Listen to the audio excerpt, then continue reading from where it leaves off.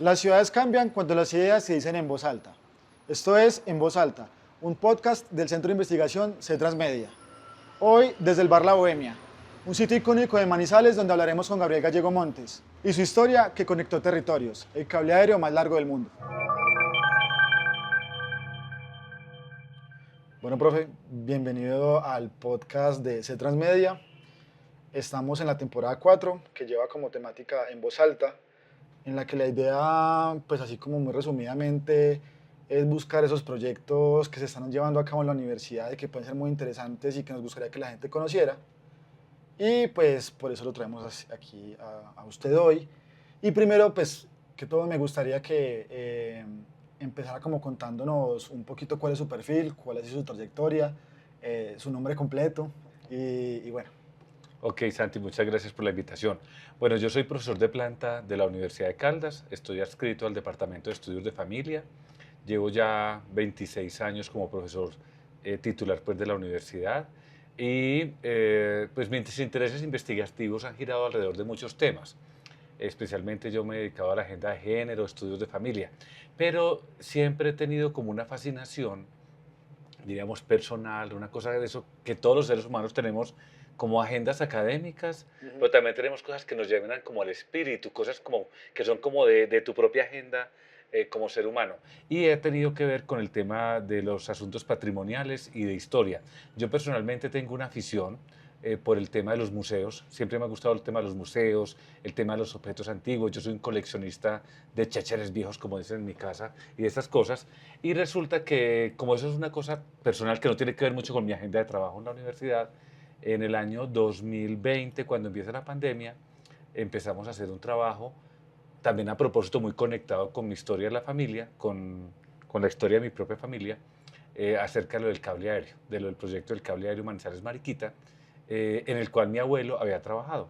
Y cuando nosotros estábamos chiquitos, cuando estábamos niños, me acuerdo que mi abuelo, nosotros somos muchos primos, yo recuerdo que en la casa de él comenzaba a contar historias y entonces de esas historias de los abuelos, con ese realismo mágico que tenemos todos, de historias exageradas, de cosas del cable, a mí siempre se me quedó grabado en la cabeza como historias que nos contaba el cable, de la forma como funcionaba esa gran máquina a principios del siglo XX y creo que a mis primos también, de hecho en la familia nosotros tenemos como una identidad, diríamos todos los que llevamos como el Montes, como apellido alrededor de lo del cable aéreo. Entonces eso, entre mi historia familiar y mi historia, diríamos, académica, fue como el motor inicial para el proyecto que iniciamos en el año 2020 y que derivó pues, en varios proyectos y en la publicación del libro. Profe, y cuando usted como que encontró como esas dos pasiones y formalizó la idea y empezó como esta investigación, ¿qué fue eso primero que le hizo pensar a usted como esto es más grande de lo que pensaba, de lo que la gente suele pensar? Nosotros iniciamos con el proyecto original, empezó en pandemia con el encierro de cómo recuperábamos las voces de los abuelos. Me acuerdo que había una premisa que nos decían todos, bueno, ¿y qué ponemos a hacer los abuelos para que no nos depriman, para que no se nos aburran? ¿Qué hacemos con los abuelitos, que eran los que estaban ahí, como que en un momento todos quedamos encerrados? Entonces a un grupo de profesores de la universidad que también que ya veníamos como con intereses, ya había como algo medio conversado, dijimos, venga, ¿por qué no hacemos un trabajo en redes sociales y que alrededor del cable, que la gente nos cuente historias del cable, o sea, del cable aéreo? Entonces comenzamos a hacer algunas piezas, muy manualito, y regamos el asunto. Y surgieron como 9 videos, especialmente participó mi mamá, una tía, y entonces llegaron unos videos de Bogotá, gente que nos mandó algunas cosas por redes sociales, y surgieron estos primeros videos que narraban la historia de la vida cotidiana del cable, que son los videos que llaman Memorias de Cuarentena, Historia Oral del Cable Aéreo. Entonces no era la historia oficial del cable, porque esa ya se había contado tal vez en otros textos, sino que era la historia de los trabajadores y la historia sobre todo del cable contada en la voz de los abuelos, de las abuelas. Nos interesaba mucho cómo recuperar la voz, la tradición, de las anécdotas, lo que había pasado. Entonces ese fue un primer material. Vimos ahí que había mucho potencial. Entonces, con ese primer material, ya formalizamos el proyecto con la universidad, con el Departamento de Historia y Geografía, y formulamos el primer proyecto en el 2021 para conmemorar los 100 años de puesta en funcionamiento del cable en el 2022. Y ahí iniciamos ya como realmente como esta apuesta y eh, diríamos, fue como la primera escena de este asunto. Ahí, ejecutando el primer proyecto, nos dimos cuenta, a ver, pero venga, esto es el recorrido de aquí a Mariquita, estaban perdidos los planos de una obra de infraestructura que tiene tantos años y que dejó de funcionar hace 60 años, pues había que hacer como un trabajo de campo. Y dijimos, venga, pero ninguno de ustedes es caminante, ni usted es caminante, no, o sea, no éramos caminantes, entonces Sí. comenzamos a buscar, venga, ¿y dónde nos buscamos un caminante de este asunto? Y alguien dijo, es que está el profesor Diego Andrés Álvarez de la Universidad Nacional, que es profesor de ingeniería, pero él es un aficionado caminante. Y yo lo contacté y lo invité una vez a una reunión. Profe, mire, es que estamos haciendo esto y esto y esto, pero tenemos que hacer un recorrido en campo porque esto, pues necesitamos levantar unas coordenadas para poder levantar los planos de por dónde iba el sistema. Y él se sumó al proyecto de manera voluntaria, como caminante, que es un ambientalista. Entonces ahí terminamos de armar como las piezas y ya en 2022 con Diego, con los profesores de Historia y Geografía y nosotros, diríamos, empezó ya el proyecto como en toda su envergadura y luego en el 2023 se formuló un proyecto que fue ya en la convocatoria conjunta Universidad Nacional, Universidad de Caldas, que fue lo que permitió el levantamiento ya de los planos, hacer un trabajo en terreno a profundidad, la planimetría, levantamientos cartográficos, porque la idea del proyecto que sigue estando ahí es que todo el conjunto de estaciones de aquí hasta Mariquita pueda ser declarados como bienes de interés cultural de la nación. Después, como que en el 2023-24 dijimos, venga, tenemos mucho material.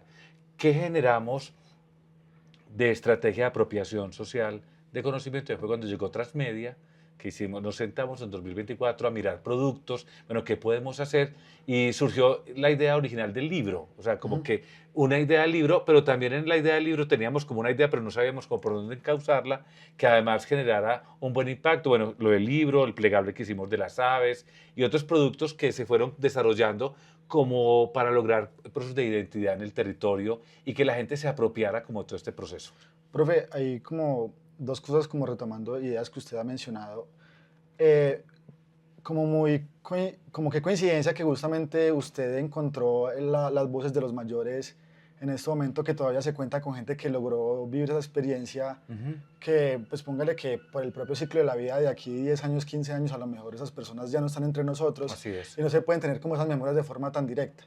No sé si usted vio eso como un factor importante para empezar a investigar en este momento o si fue algo que simplemente surgió como esas relaciones familiares que usted pues me cuenta que tiene la Claro, familia relacionada con el cable aéreo. claro, nosotros, o sea, nosotros veíamos, por ejemplo, en mi propia familia, que mi mamá, mis tías, contaban muchas historias del cable y no había reunión familiar donde de pronto mi tía o alguna de las tías le echara alguna chanza a la otra relacionada con el cable. Ujú. Entonces, por ejemplo, un tirito de mi mamá con una tía le dice, Maruja, ¿te acordás cuando llegaron los de la amalgamación? Y la otra suelta la carcajada. ¿Y qué es la amalgamación? O sea, un concepto que puede ser muy antiguo. Y resulta que, como el cable donde ellas vivían pasaba cerca de las minas en Maltería, amalgamar algo es como un tema como de las minas.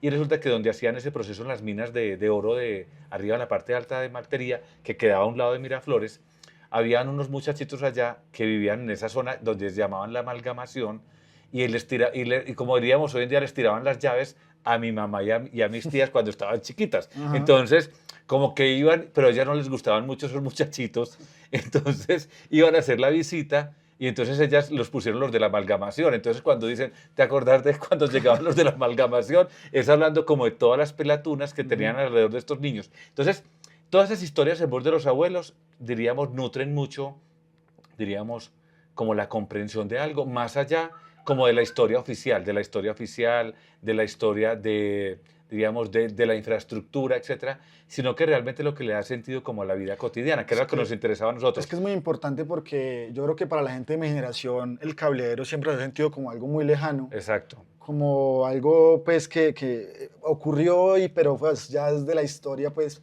claro, antigua, pero pues no somos conscientes que hay un montón de gente que lo vivió, que incluso se montó en él, tuvo interacción, bueno, claro. todo tipo No, de y sobre situaciones. todo, Santi, que lo más importante, yo creo que es entender cómo ese cable, me han dicho, Manizales no sería la ciudad que tenemos hoy Ujú. si no hubiera sido por ese cable, porque ese cable era la autopista, o sea, la carretera Manizales-Bogotá se inauguró en 1942. O sea, entre 1922 y 1942, el cable aéreo era la autopista para salir de la ciudad. O sea, aquí no había otra forma de salir porque la carretera no existía o estaba en construcción, eso lo hicieron por diferentes tramos. Entonces el cable aéreo era lo que permitía conectar a Manizales con el mundo. O sea, tal vez alguien dice, sí, los aviones. Bueno, en Santa Águeda de pronto se estaba construyendo el aeropuerto, que es como en los años 30. Entonces, por un tiempo importante, entender que el desarrollo regional, la industria del café y muchos de los emprendimientos que impulsaron luego la ciudad moderna que tenemos, se debieron a este proyecto de infraestructura. Y también entender, tal vez, como que la gente dice, venga, una cosa de esas que le costó tanto al país en términos financieros, ¿cómo la desmontan? ¿Cierto? O sea, es un poco la misma crítica que la gente le hace, Ujú. cómo desmontamos los ferrocarriles, o sea, cómo los ferrocarriles en Europa funcionan en muchos países del mundo, y En cómo gran parte de en Sudamérica gran parte de incluso. Sudamérica, y Ujú. cómo aquí que nosotros fuimos desmontando los ferrocarriles por decisiones absurdas de los gobiernos. O sea, tanto el ferrocarril como el cable de aquí a Mariquita, que era el más largo del mundo en su época, se hubiese podido modernizar. De hecho, esta carretera para Bogotá tiene muchos problemas geológicos. Con este invierno, eso no le faltan los derrumbes. O sea, que el cable hubiera podido servir como una vía alterna para transportar carga, para llevarla al río a Mariquita, y hubiese podido funcionar con un proceso de modernización que no tenía que ser tan moderno como el que tenemos hoy en día, que es un cable de pasajeros, pero un cable de carga con ese mismo tipo de tecnología no tenía lío. O Y sea, es que le porque, queda a uno la pregunta de qué hubiera sido de Manizales si esa salida comercial tan importante como que nunca claro, se hubiera terminado. exacto, exacto. O sea, realmente es como, en un sentido histórico, es entender que esos proyectos grandes fueron los que jalonaron para que Manizales tuviera un papel tan importante como lo tuvo en el concierto nacional. O sea, Manizales pudo ser la ciudad que fue hasta los años 60 porque esos proyectos de infraestructura le permitían estar posicionada y estar muy conectada en medio de estas dificultades topográficas con el mundo. O sea, realmente. Y volviendo al tema de los abuelos, ahora estamos iniciando también de la mano de Transmedia, vamos a Ujú. iniciar la reconstrucción del segundo cable más largo que tuvo Caldas, que era el de Manizales hacia Aranzazu. Y realmente ese cable dejó de funcionar en 1940, 39, 40. O sea, conseguir gente que haya vivido ya es muy difícil. Entonces ya estamos recurriendo a una memoria, como una memoria que diríamos, como que se hereda. Entonces ya la gente dice, yo no viví eso, pero mi papá me contó, mi abuelita me contó tal y tal cosa, que es el trabajo que estamos iniciando con la zona de Neira y con la zona de Aranzazu y esta zona del norte de Manizales, que es la vereda Alto Bonito. Entonces hay un trabajo importante con los abuelos, pero también con las comunidades, también con los niños en las escuelas de apropiación social, que los niños también entiendan que ese territorio también tiene mucha historia y que esa historia es fundamental para construir identidad. A mí me gustaría como que retomáramos un poquito el tema del libro, El cablero más largo del mundo. ¿Cómo se llega como a la conclusión de que la mejor forma de llevar esa apropiación social del conocimiento a las personas es a través como de las recetas específicas de esas regiones, Ok, de esas pues eso estaciones? surgió también en terrenos. Yo creo que ahí también con el equipo de Transmedia se hizo un trabajo muy interesante, porque nosotros teníamos una idea inicialmente del libro muy histórico, con la primera parte del libro, que es un libro que tiene una dimensión histórica importante. Y habíamos hecho un trabajo con una niña, Sara, que hizo su práctica en el proyecto de antropología. Ella hizo todo un trabajo de antropología de la alimentación. Entonces ella ha hecho un trabajo muy específico en el año 2022-2023 y recuperó unas recetas de cocina en Herbeo. Muy bien. Luego hicimos un trabajo en Fresno, pero ese trabajo se perdió.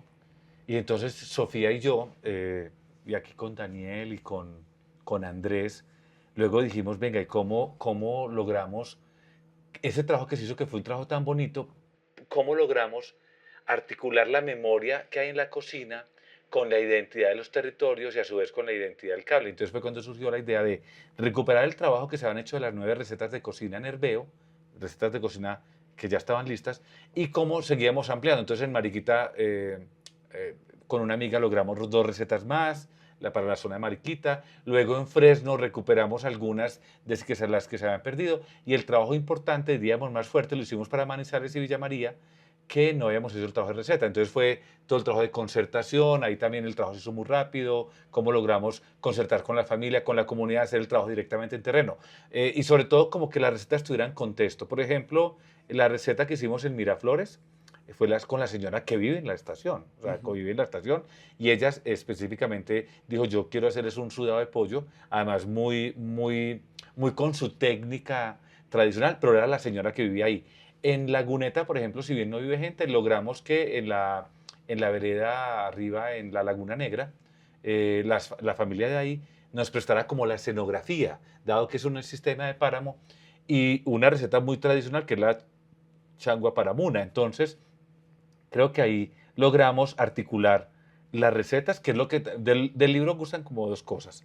Uno, pues la parte histórica, la gente dice tan chévere, pero hay dos cosas que yo creo que a todos los seres humanos nos gusta mucho.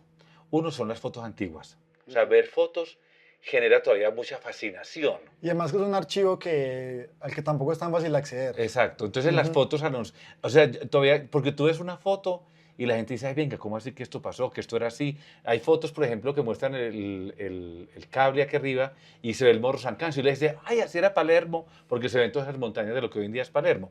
Eso por un lado. Y segundo, que también ha gustado mucho, sobre todo porque conecta mucho el proyecto original y en las recetas de cocina, sobre todo con los abuelos y las abuelas. Entonces, por ejemplo, nos han mandado algunos videos de abuelas a las cuales le regalaron el libro, que la primera parte les parece muy bacana, pero que la pasan rapidito y luego se concentran en las recetas. Claro. Una señora de Medellín nos dijo, ya llevo 4 recetas hechas, ya estoy haciendo las recetas porque me gustaron mucho, las he estado replicando. Entonces creo que el tema de las recetas asociadas a una estación son otras formas de cómo generamos como apropiación y con las comunidades generamos identidad, pero además también, como dicen la gente que trabaja, los antropólogos de la alimentación, los seres humanos somos lo que comemos. O sea, eso somos nosotros, nuestra identidad, así como también son los objetos que nosotros habitamos.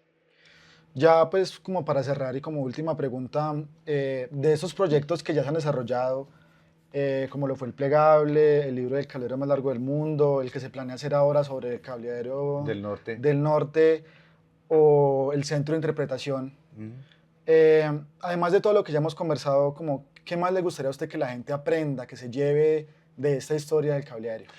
Hay como dos cosas que nosotros, tal vez es un asunto de cómo generamos eco en la administración municipal y departamental. Una es cómo conectamos el pasado con el presente y el futuro de los cables aéreos. Creo que es un trabajo importante.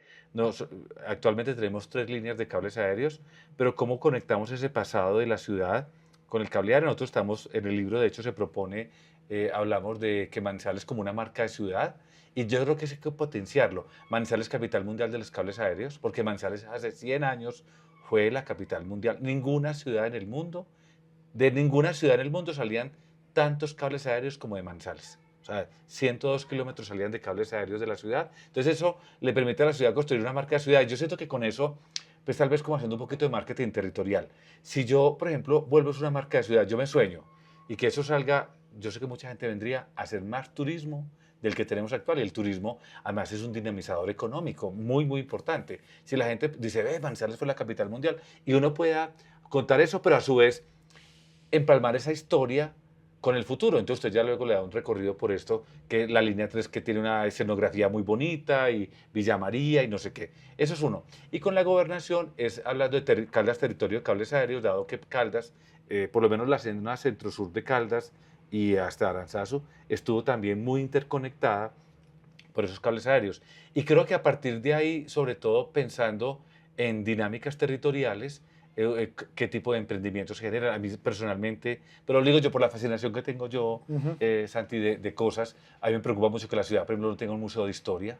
O sea, la ciudad no tiene un museo. O sea, realmente hay que tener un museo de arte contemporáneo. Están los museos que tiene la universidad, pero realmente un museo de historia de la ciudad, un museo donde tú puedas recrear la historia, o sea, no existe en la ciudad. Entonces uno podría, a partir de ahí, se pueden construir muchas iniciativas, sobre todo reconociendo que el patrimonio y la historia son vectores de dinamización económica muy importantes. Cuando la gente va a Europa, la gente no va a los centros comerciales, la gente va a ver la historia de Europa y va a ver ruinas. Porque la gente dice, una ruina tiene valor, tiene mucho valor. O sea, el Coliseo Romano es una ruina, pero la gente quiere ver el Coliseo Romano. Entonces yo creo que nuestra propia historia también es una fuente, es un motor económico importante. Lo importante es que esas ideas que nosotros hemos venido impulsando de la mano de Transmedia, o sea, que somos como la gota en la piedra. Nosotros venimos haciendo cositas. El plegable, el libro, el plegable de las aves, Eso yo siento que va comenzando a configurar un imaginario que seguramente luego se pueda traducir en proyectos, en otro tipo de iniciativas de ciudad, cuando de pronto uno le logre generar eco a la administración municipal, a los concejales, decir, venga, con todo esto que podemos hacer, realmente siempre pensando como en beneficio de la ciudad y en procesos de emprendimiento de muchas iniciativas donde siempre se está pensando como el turismo sostenible y otras cosas donde la historia del patrimonio juega un papel importante. Sí, excelente, profe, muchas gracias. De ¿Vale? verdad, gracias por esa labor que hace, pues como por la memoria de la ciudad y gran entrevista. Muchas gracias. Muchas gracias, Santi. Las ciudades no cambian solo con infraestructura, cambian con ideas que se vuelven proyectos. Para más contenido como este, síguenos en @centrotransmedia. Mauro, muchas gracias por la invitación a este increíble lugar. ¿Cómo lo encontramos en redes sociales? En redes sociales nos encuentran como Bohemia Bar Manizales, en todas las redes sociales. Vengan y visiten el bar y disfruten de momentos inolvidables.